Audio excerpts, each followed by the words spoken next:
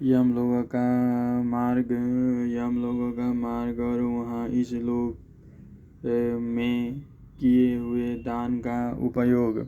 वैशंपायन जी कहते हैं,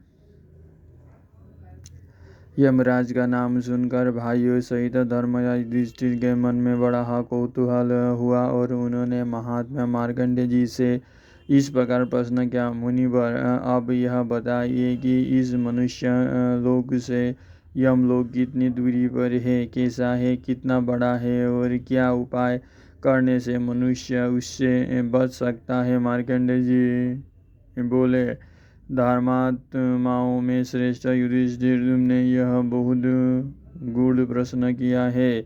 यह बड़ा ही पवित्र, धर्म संपन्न तथा ऋषियों के लिए भी आदरणीय है। मुने, मैं तुम्हारे प्रश्न का उत्तर देता हूँ। इस मनुष्य लोक में और यमलोक में छिपाई 1000 योजना का उत्तर है। उसके मार्ग में सुनसान आकाश मात्र है। यह देखने में बड़ा भयानक और दुर्गम है। वहाँ न पृथ्वी की छाया है, न पानी और न कोई ऐसा ध्यान ही है जहाँ रास्ते का थका हुआ जीव क्षण भर भी विश्राम कर सके। यमराज की आज्ञा से उसके दूत यहाँ आते हैं और पृथ्वी पर रहने वाले सभी जीवों को बलपूर्वक पकड़ कर ले जाते हैं। जो लोग यहाँ ब्राह्मणों को नाना प्रकार के घोड़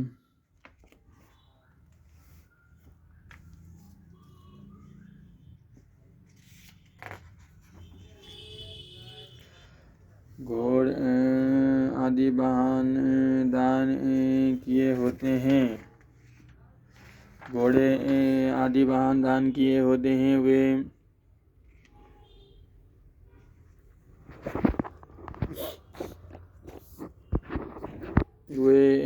उस मार्ग पर उन्हीं वाहनों से जाते हैं।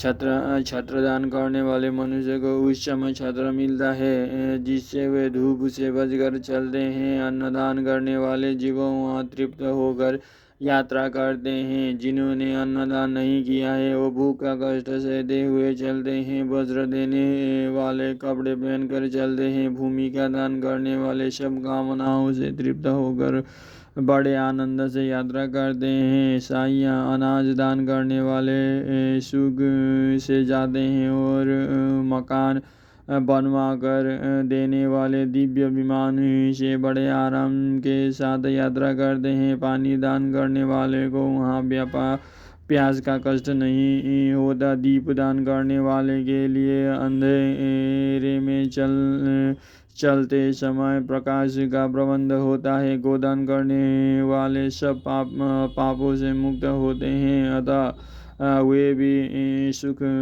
से यात्रा करते हैं। जिन्होंने 1 मास तक उपवास व्रत किया है वे हंसों से जुटे हुए विमानों पर बैठकर यात्रा करते हैं। 6 रात तक उपवास करने वाले लोग मयूरों के विमान से जाते हैं। 3 रात तक जो समय भोजन करते हैं 3 रात तक जो एक समय भोजन करते हैं वे अक्षय लोगों को प्राप्त होते हैं। जल देने का प्रभाव तो बहुत ही अलौकिक है। प्रेत लोक में जल बहुत सुख देने वाला होता है। मरने पर जिसके लिए जल दिया जाता है उन पुण्य आत्माओं के लिए यमलोकों के मार्ग में पुष्पोदका नामक नदी बनी हुई है। वे उसका शीतल और सुधा के समान मधुर जल पीते हैं। जो पापी जीव है उनके लिए वो पीबसी हो जाती है। इस प्रकार वो नदी सब कामनाओं को पूर्ण करने वाली है। अतः हे राजन, तुम्हें भी इन ब्राह्मणों का विधिवत पूजन करना चाहिए। जो